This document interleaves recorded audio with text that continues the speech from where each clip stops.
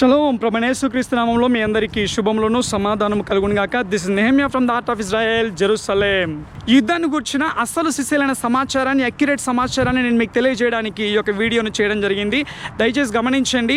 ఈ వీడియో ద్వారా మీరు స్పష్టమైన సమాచారాన్ని తెలుసుకోబోతూ ఉంటున్నారు. ఇజ్రాయెల్లో, ఇరాన్లో ఏం జరుగుతూ ఉన్నది అనే అక్యురేట్ సమాచారాన్ని మీరు తెలుసుకోబోతూ ఉంటున్నారు. అంతేకాదు, ప్రపంచంలో అతి క్లిష్టమైన, అతి టైట్ సెక్యూరిటీ కలిగి ఉన్న నాయకులలో ఇరాన్ సుప్రీం లీడర్ ఒకడు.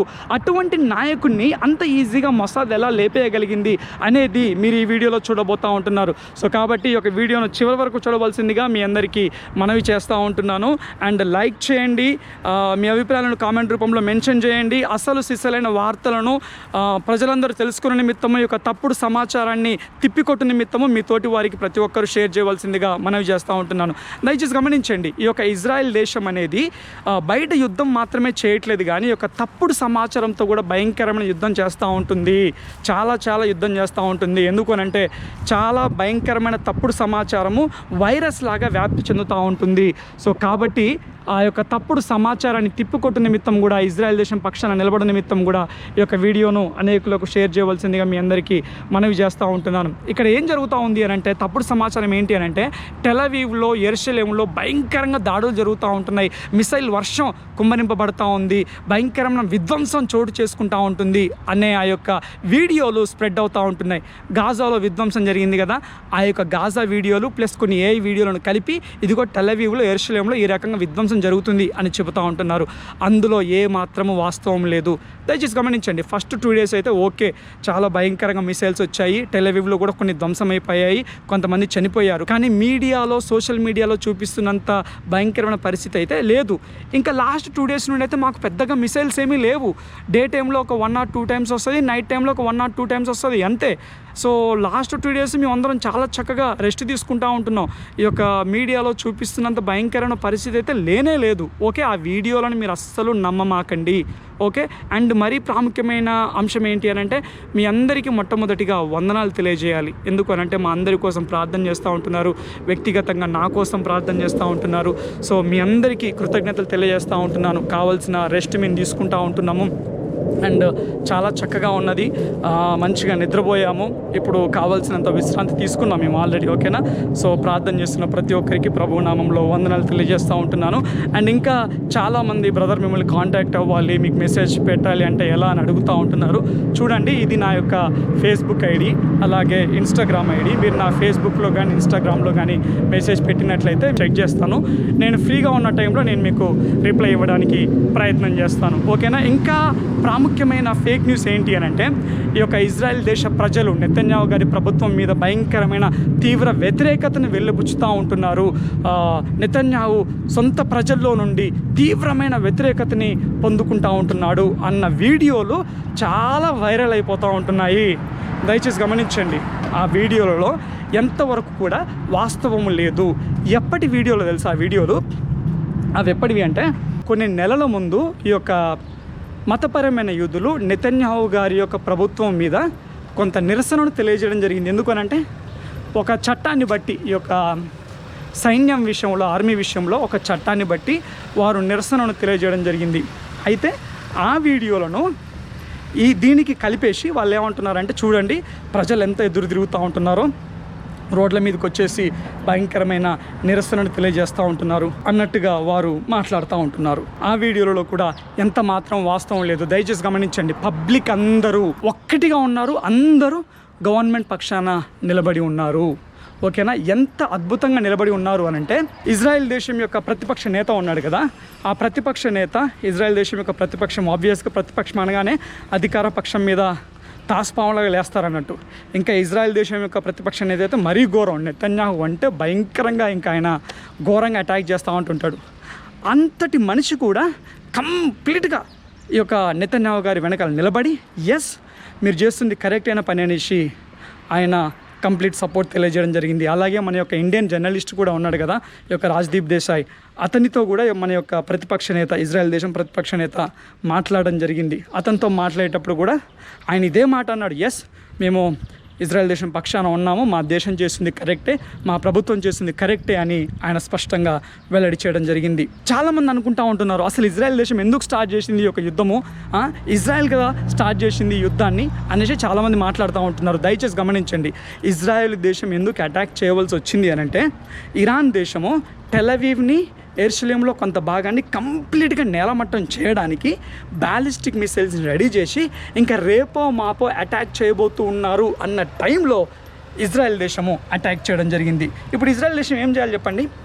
మామూలుగా 2-3 మిసైల్స్ మిస్ అయ్యి కింద పడితేనే ఇంత విధ్వంసం జరుగుతూ ఉందే, కొన్ని వందల బ్యాలిస్టిక్ మిసైల్స్ వేస్తే టెల్ అవీవ్ ఏమైపోతుంది, యెరూషలేం చుట్టుపక్కల ప్రాంతాలు ఏమైపోతాయి, మోస్ట్ ఆఫ్ ద ఇజ్రాయెల్ దేశం మొత్తము మ్యాప్లో లేకుండా పోతుంది. అప్పటి వరకు ఇజ్రాయెల్ దేశం వెయిట్ చేయాలా? ఆ విధ్వంసం జరిగాక ఇజ్రాయెల్ దేశం తిరిగి అటాక్ చేయాలా? సో కాబట్టి ఆ విధ్వంసాన్ని ఆపడానికే ఇజ్రాయెల్ దేశము అటాక్ చేయడం జరిగింది. ఇజ్రాయెల్ దేశం చేస్తున్న అటాక్కి ఇరాన్ చేస్తున్న అటాక్కి చాలా తేడా ఉంది. ఇజ్రాయెల్ దేశము ఇరాన్లో ఉన్న ఈ యొక్క సైనిక స్థావరాలను మాత్రమే టార్గెట్ చేసింది.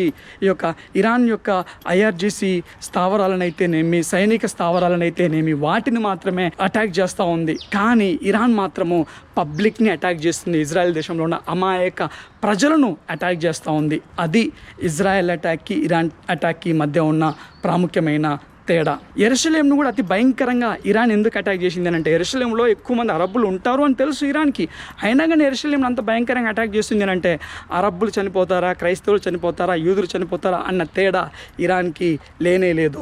ఇక్కడ గమనించినట్లయితే మీరు అనుకోవచ్చు, అన్న మీరు ఇలా మాట్లాడుతూ ఉంటున్నారు, ఇదిగో న్యూస్లో చూస్తూ ఉంటున్నాము, ఇరాన్లో ఒక స్కూల్లో బాంబు పడిపోయి 100 మందికి పైగా పసిపిల్లలు చనిపోయారు అని వింటున్నావు కదా అని మీరు అనుకోవచ్చు. దయచేసి గమనించండి, ఆ వార్తల్లో కూడా ఎంతవరకు నిజం లేదు. యాక్చువల్గా ఆ స్కూల్ ఉన్న కాంపౌండ్ IRGC కాంపౌండు. ఇరాన్ దేశం యొక్క ఆ యొక్క ఆర్మీ వింగ్లో IRGC అనేది ఒక ప్రధానమైన భాగము. అయితే ఆ కాంపౌండ్ అనేది అది మిలిటరీ స్థావరము. ఆ మిలిటరీ స్థావరంలో తీసుకొచ్చి వీళ్ళు పిల్లల్ని పెట్టారన్నట్టు. ఓకే, పిల్లల్ని పెట్టినా కానీ ఈ ఇజ్రాయెల్ మిసైలో, అమెరికా మిసైలో కాదు విధ్వంసాన్ని సృష్టించింది, స్పష్టంగా IRGC మిసైలే. IRGC వాళ్ళు ఒక మిసైల్ని ప్రొజెక్ట్ చేసినప్పుడు అది ఫెయిల్ అయిపోయి ఈ పిల్లల స్కూల్ మీద పడి చనిపోవడం జరిగింది. చూడండి, సేమ్ ఇదే స్ట్రాటజీని హమాస్ వార్లో కూడా వీళ్ళు ఫాలో అవ్వడం జరిగింది. హమాస్ వార్లో ఏమన్నారు, ఈ యొక్క హాస్పిటల్ మీద మిసైల్ పడినప్పుడు చాలామంది పిల్లలు చనిపోతే చూసారా, ఈ యొక్క ఇజ్రాయెల్ దేశం భయంకరంగా పిల్లల్ని టార్గెట్ చేస్తుంది, హాస్పిటల్స్ని టార్గెట్ చేస్తూ ఉంది అనేసి భయంకరంగా అన్ని మీడియా ఛానళ్ళల్లో, సోషల్ మీడియాలలో ఫుల్గా వైరల్ చేసినారు. కానీ చివరిగా చూస్తే కొంతకాలం తర్వాత విత్ ప్రూఫ్స్తో కూడా బయటపడింది. ఏమని? అది హమాస్ యొక్క మిసైలే, ఇజ్రాయెల్కి సంబంధమే లేదనేసి. ఇప్పుడు సేమ్ అదే స్ట్రాటజీ వీళ్ళు ఫాలో అవుతూ ఉంటున్నారు, ఇజ్రాయెల్ని, అమెరికాను బ్లేమ్ చేయడానికి. సో ఆ వార్తలలో ఎంత మాత్రము కూడా నిజము లేదు. ఓకే, ఇప్పుడు ఇరాన్లో ఏం జరుగుతూ ఉంది అని అంటే, ఇరాన్లో టెహరాన్ నగరాన్ని ఇజ్రాయెల్ ఎయిర్ ఫోర్స్ అనేది కంప్లీట్గా నేలమట్టం చేస్తూ ఉంది. టెహరాన్ నగరంలో ఉన్న యొక్క సైనిక శిబిరాలన్నిటినీ కంప్లీట్గా నేలమట్టం చేస్తూ ఉంది. ఇక్కడ గమనించినట్లయితే హైలైట్ న్యూస్ ఏంటి అని అంటే, ఖామేనీ చనిపోయాడు కదా, ఖామేనీ చనిపోయాక అతన్ని కొడుకునే సుప్రీం లీడర్గా ఎన్నుకోవాలి అనుకున్నారు. కానీ ఆ ప్రక్రియ కంప్లీట్ అయ్యేంత వరకు టెంపరీగా ఒక నాయకుడు కావాలి కాబట్టి అతడిని ఎన్నుకునే ప్రక్రియను టెహరాన్ నగరంలో ఒక బిల్డింగ్లో స్టార్ట్ చేశారన్నట్టు. ఈ యొక్క ఇరాన్ దేశానికి సంబంధించిన యొక్క పార్లమెంట్ సభ్యులు ఎవరైతే ఉన్నారో 83 మంది ఆ మెయిన్ లీడర్స్ వెళ్ళి ఆ యొక్క ప్రక్రియను ప్రారంభించేశారు. అయితే అదే బిల్డింగ్ని ఈ యొక్క ఇజ్రాయెల్ సైన్యము టార్గెట్ చేసి బిల్డింగ్ని మొత్తం కంప్లీట్గా లేపేయడం జరిగింది. ఓకేనా, ఆ బిల్డింగ్ని కంప్లీట్గా లేపేసి వెంటనే మొసాదు ఒక ట్వీట్ పెట్టడం జరిగింది, ఒక Xలో పోస్ట్ చేయడం జరిగింది. ఏమని? చూడండి, ఎవరు లీడర్గా అవుతున్నారనేది మాకు అనవసరం, ఎందుకంటే అతని తలరాత ఆల్రెడీ నిర్ణయింపబడింది. ఇరాన్ దేశ ప్రజలు మాత్రమే వారి నాయకుడిని ఎన్నుకుంటారు, ఎవరు ఎన్నుకోరు అని ఆ యొక్క పోస్ట్ చేయడం జరిగింది. అటు తర్వాత యొక్క ఇరాన్ సుప్రీం లీడర్ ఖామేనీ యొక్క కొడుకు అతడే సుప్రీం లీడర్గా అవ్వబోతూ ఉన్నాడు అనేది ఆల్మోస్ట్ కన్ఫర్మ్ అయిపోయింది, ఆల్రెడీ చేసేసారు కూడా. అయితే వెంటనే ఈ యొక్క మొసాద్ కూడా పోస్ట్ పెట్టడం జరిగింది, అతని ఫోటో పెట్టి వీఆర్ వాచింగ్ అనేసి. నెక్స్ట్ అతని కొడుకే టార్గెట్గా అయ్యే అవకాశం ఉన్నది. ఇరాన్లో చాలామంది ఈ యొక్క first level, second level leaders అందరూ చాలా వరకు చనిపోయారు. అన్ని విభాగాలలో, ఇంటెలిజెన్స్లో అయితేనేమి, IRGCలో అయితేనేమి, మిగతా పోలీస్ విభాగాలలో అయితేనేమి, మిలిటరీ విభాగాలలో అయితేనేమి చాలామంది చనిపోవడం జరిగింది. అండ్ ఇంకోటి ఏంటి అని అంటే, వారి యొక్క మిసైల్ ప్రొజెక్టర్స్ ఏవైతే ఉన్నాయో చాలా వరకు మిసైల్ ప్రొజెక్టర్స్ అన్నిటినీ ధ్వంసం చేయడం జరిగింది. అందుకే ఇప్పుడు మాకు ఇజ్రాయెల్లో ఈ యొక్క మిసైల్స్ అనేది చాలా వరకు తగ్గింది. ఇంకొక హైలైట్ ఏంటి అని అంటే, ఈ యొక్క ఇజ్రాయెల్ దేశము అత్యంత టైట్ సెక్యూరిటీ కలిగి ఉన్న ఈ యొక్క ఇరాన్ సుప్రీం లీడర్ని ఎలా చంపేయగలిగింది? ప్రపంచంలో ఎన్నో లేయర్స్ సెక్యూరిటీ కలిగి ఉన్న, టైట్ సెక్యూరిటీ కలిగి ఉన్న నాయకులలో ఇరాన్ సుప్రీం లీడర్ ఒకడు. అటువంటి వ్యక్తిని అంత ఈజీగా మొసాద్ ఎలా లేపేయగలిగింది అని అంటే హైలైట్ ఏంటి అని అంటే ఈ యొక్క మొసాద్ కొన్ని సంవత్సరాల నుండి ఇరాన్ దేశంలో ఉన్న ఆ యొక్క ట్రాఫిక్ కెమెరాస్ని హ్యాక్ చేయడం జరిగింది.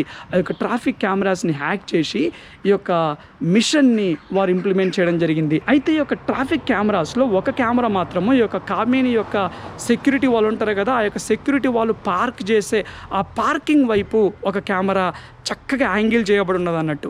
అయితే వీళ్ళు దాన్ని అడ్వాంటేజ్గా తీసుకుని నిరంతరం గమనించి ఏ టైంలో వస్తున్నారు, ఏ టైంలో పోతూ ఉంటున్నారు, ప్రతి ఒక్కటి కొన్ని సంవత్సరాలుగా సేకరించారంట తెలుసా. ఈ సమాచారం ఏదో నిన్న మొన్న జరిగింది కాదు, కొన్ని నెలల క్రితం జరిగింది కాదు, కొన్ని సంవత్సరాల నుండి అక్యురేట్ సమాచారాన్ని సేకరించి అండ్ వాళ్ళు ఒక ఏమంటారు ఒక డిజైన్, ఒక మ్యాప్ అంతా డిజైన్ చేసుకొని ఏఐ సహాయంతో అది డిజైన్ చేసుకొని ఈ యొక్క ఆపరేషన్ని ఎగ్జిక్యూట్ చేయడం జరిగింది. ఇంకా హైలైట్ ఏంటి అని అంటే ఈ యొక్క మొసాద్ ఇరాన్ దేశంలో ఎంత లోపలికి చొచ్చుకొని వెళ్ళిందో అని చెప్పడానికి ఒక ఉదాహరణ చెప్తాను. ఇక రేపు అటాక్ చేయబోతూ ఉన్నారు అనంగా, కొంత సమయంలో కొంత అవర్స్లో అటాక్ చేయబోతూ ఉన్నారు అనంగా ఈ యొక్క ఇరాన్ సుప్రీం లీడర్స్ యొక్క సెక్యూరిటీ ఎవరైతే ఉన్నారో ప్రతి ఒక్కరి ఫోన్ కూడా హ్యాక్ చేయబడింది. ఎట్లా హ్యాక్ చేయబడింది అని అంటే ఈ యొక్క మొసాద్ ఇరాన్ దేశం యొక్క అన్ని సెల్యులర్ నెట్వర్క్స్లోకి చొచ్చుకొని వెళ్ళి ఆ సెల్యులర్ నెట్వర్క్స్ని హ్యాక్ చేసి ఈ యొక్క సెక్యూరిటీ లీడర్స్ యొక్క ఫోన్లను హ్యాక్ చేయడం జరిగింది. ఎందుకనంటే అటాక్ జరుగుతున్న సమయంలో వీళ్ళకి ఏమైనా అలర్ట్స్ వెళ్ళి ఆ యొక్క కామేనీని వీళ్ళు కాపాడతారేమో అన్న ఉద్దేశంతో వీళ్ళకి ఎటువంటి సేఫ్టీ లేదా డేంజర్ అలర్ట్స్ రాకుండా ఆ యొక్క ఫోన్లను హ్యాక్ చేయడం జరిగింది. ఆ రకంగా ఈ యొక్క కామేనీని చంపివేయడం జరిగింది. కామేనీ ఆయన ఒక మీటింగ్లో పాల్గొనబోతూ ఉంటున్నాడు, ఈ యొక్క మెయిన్ నాయకులతోటి మీటింగ్లో పాల్గొనబోతూ ఉంటున్నాడు అన్న సమాచారం మొసాద్కి అందింది. ఆయన ఈ నాయకులతోటి బ్రేక్ఫాస్ట్ చేస్తూ ఉండగా అతన్ని నాశనం చేయడం జరిగింది, మట్టి కరిపించడం జరిగింది. ఆ రకంగా మొసాద్ ఈ ఆపరేషన్ని సక్సెస్ఫుల్గా ఎగ్జిక్యూట్ చేయడం జరిగింది. ఇజ్రాయెలీ మొసాద్ అంటే ప్రపంచంలో ఏ కలుగులో దాక్కున్నా కానీ లాగి మరి చంపుద్ది. కామేని చనిపోయాక కూడా అతని యొక్క మృతదేహం యొక్క ఫోటో కొన్ని క్షణాల్లోనే మొసాద్ చేతికి అందింది అని అంటే మొసాద్ ఎంత స్ట్రాంగ్ గా ఈ ఆపరేషన్ నిర్వహించిందో మీరు అర్థం చేసుకోవచ్చు. ఇక్కడ ఇంకొక హైలైట్ న్యూస్ ఏంటి అని అంటే ఈ ఆపరేషన్లో 30 మంది మహిళలు పాల్గొన్నారు. ఈ యొక్క ఆపరేషన్కి ఇజ్రాయెల్ దేశం ఏమని పేరు పెట్టింది? ఆపరేషన్ రైజింగ్ లైన్ అని పేరు పెట్టింది కదా. అయితే పేరుకు తగ్గట్టుగానే ఇజ్రాయెల్ దేశం మహిళలు కూడా ఆడ సింహాల వలె ఈ యొక్క ఇరాన్ దేశం మీద విరుచుకుపడతా ఉంటున్నారు. దయచేసి గమనించండి, ఇరాన్ దేశం మహిళలను అతి కిరాతకంగా అతి క్రూరంగా హింసించి చంపుతూ ఉంది. యాక్చువల్గా ఇరాన్ దేశ ప్రజలు అందరూ ముస్లిమ్స్ కాదు, అందరూ అరబ్బులు కాదు, వారి భాష వేరు, వారి దేశం వేరు, వారి సంస్కృతి వేరు. అసలు ఆ దేశము పర్షియా దేశం అన్నట్టు. ఓకే, వారి మతం కూడా కంప్లీట్గా వేరు. కానీ కొన్ని సంవత్సరాలుగా 47 సంవత్సరాలుగా ఈ యొక్క పర్షియా దేశ ప్రజలను, ఇరాన్ దేశ ప్రజలను కంప్లీట్గా అణిచివేస్తూ వారిని బందీలుగా తీసుకొని వారిని కంప్లీట్గా బానిసలుగా చేసి పాలిస్తూ ఉంది ఈ యొక్క ఆయతుల్లా ప్రభుత్వము. అయితే ఆ ప్రజలలో ఎవరైనా కానీ ఎదురు తిరిగినారనుకోండి, వారిని ఎంత కిరాతకంగా చంపుతారు అని అంటే, అండ్ స్త్రీలను కూడా ఎంత భయంకరంగా అణిచివేస్తారంటే 14 సంవత్సరాలకే స్త్రీలకు పెళ్లి చేయొచ్చు, కొంతమందిని అయితే 11 సంవత్సరాలు కూడా వివాహం ఆడొచ్చు అన్నట్టు. ఆ ఏజ్లో పిల్లలకి ఏం తెలుస్తుంది అసలు, ఎంత భయంకరం. ఆ పిల్లలకి ఇష్టం ఉన్నా లేకున్నా కానీ వారిని ఆ టైంలో ఆ మెచ్యూర్ అయిపోయిన వెంటనే ఆ పిల్లల్ని ప్రెగ్నెంట్ చేస్తూ ఉంటుంటే ఎంత భయంకరంగా ఉంటుంది. ఎవరైనా ప్రశ్నిస్తే ఇంకా వారికి ఇంకా బ్రతుకుండదు అన్నట్టు అతి కిరాతకంగా చంపుతారు. అండ్ ఎంతమందిని ఉరిదీశారు అని అంటే పెళ్ళి కాని వాళ్ళని కూడా అనేక మందిని ఉరి తీయడం జరిగింది. అయితే వీళ్ళకి ఒక రూల్ ఉందన్నట్టు, పెళ్లి కాని అమ్మాయిలను ఉరి తీయకూడదు అనేసి. మరి చాలామందికి ఉరి వేస్తున్నారు, మరి పెళ్లి కాని అమ్మాయిలను ఎలా ఉరి వేస్తున్నారు? ఈ రూల్ ఉంది కదా అని మీరు అనుకోవచ్చు. వాళ్ళు ఏం చేస్తారు అని అంటే పెళ్లి కాని అమ్మాయికి ఆ యొక్క ఉరి శిక్ష పడితే వీళ్ళు ఆ అమ్మాయిని అత్యాచారం చేసి అప్పుడు ఆ అమ్మాయికి ఉరివేస్తారన్నట్టు.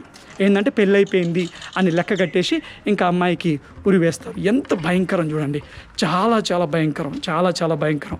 అటువంటి అనేక మంది మహిళలకు విడుదల ఇవ్వడానికి, స్వాతంత్రం ఇవ్వడానికి ఇజ్రాయెల్ దేశం మహిళలు ఈ యొక్క ఆడ సింహాల వలె, గర్జిస్తున్న సింహాల వలె ఈ యొక్క ఎయిర్ ఫోర్స్ ఆపరేషన్లో వాళ్ళు పాల్గొనడం జరిగింది.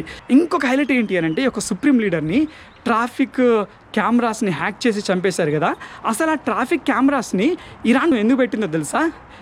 ఎవరైతే అపోజిషన్గా ఉన్నారో, ఎవరైతే ప్రస్తుత రెజిమ్కి ఇబ్బందిగా ఉన్నారో అటువంటి వారిని టార్గెట్ చేస్తూ వారిని పరిశీలించడానికి, వారిని ట్రాక్ చేయడానికి ఆ కెమెరాస్ పెట్టారు. ఓకే, వారికి వ్యతిరేకంగా ఉన్న వారిని ట్రాక్ చేయడానికి ఏ కెమెరాస్ అయితే పెట్టారో ఆ కెమెరాస్నే ఈ యొక్క కామినికి వ్యతిరేకంగా ఇజ్రాయెల్ ప్రభుత్వం యూజ్ చేసుకోవడం జరిగింది. ఓకేనా? సో ఇవి ప్రస్తుతం ఉన్న అప్డేట్స్. సో దయచేసి మీరు బయట చూస్తున్న వీడియోస్ని కానీ సోషల్ మీడియాలో వస్తున్నాయి కానీ మీరు నమ్మమాకండి. గ్రౌండ్లో నుండి ఇది రియాలిటీ. సో దయచేసి గమనించండి. ఈ యొక్క వీడియో అనేకులకు షేర్ చేయండి. అండ్ ఈ యొక్క తప్పుడు వార్తలను తిప్పికొట్టు నిమిత్తము ప్రతి ఒక్కరూ ఇజ్రాయెల్ దేశం పక్షాన నిలబడు నిమిత్తము ఇక వీడియో షేర్ చేయవలసిందిగా మీ అందరికీ మనవి చేస్తూ ఉంటున్నాను. అనుకున్న విధంగా నేను అప్డేట్ ఇవ్వలేకపోతూ ఉంటున్నాను, బట్ వీలున్నప్పుడల్లా తప్పకుండా అప్డేట్స్తో నేను మీ ముందుకు వస్తాను. ఓకేనా? దయచేసి ఇజ్రాయెల్ దేశం నిమిత్తము ప్రార్థనను కంటిన్యూ చేస్తూనే ఉండండి. అండ్ ఐడిఎఫ్ నిమిత్తం ప్రార్థన చేయండి, ఎయిర్ ఫోర్స్ నిమిత్తం ప్రార్థన చేయండి, ఇంటెలిజెన్స్ వ్యవస్థ నిమిత్తం ప్రార్థన చేయండి, ఇక్కడున్న ముఖ్యంగా ముసలి వారి నిమిత్తం ప్రార్థన చేయండి. ఈ యొక్క అలారమ్స్ వచ్చినప్పుడు నిద్రలో నుండి లేచి పరిగెత్తాలని అంటే వాళ్ళు చాలా ఇబ్బంది పడుతూ ఉంటున్నారు. వారి నిమిత్తం ప్రార్థన చేయండి. ఓకేనా? ఇంకా ఏదైనా ప్రాముఖ్యమైన సమాచారం ఉంటే నేను మీకు అప్డేట్స్ ఇస్తూ ఉంటాను. చివరి వరకు చూసినందుకు మీ అందరికీ ప్రభు నామములో వందనాలు. Thank you all. God bless you.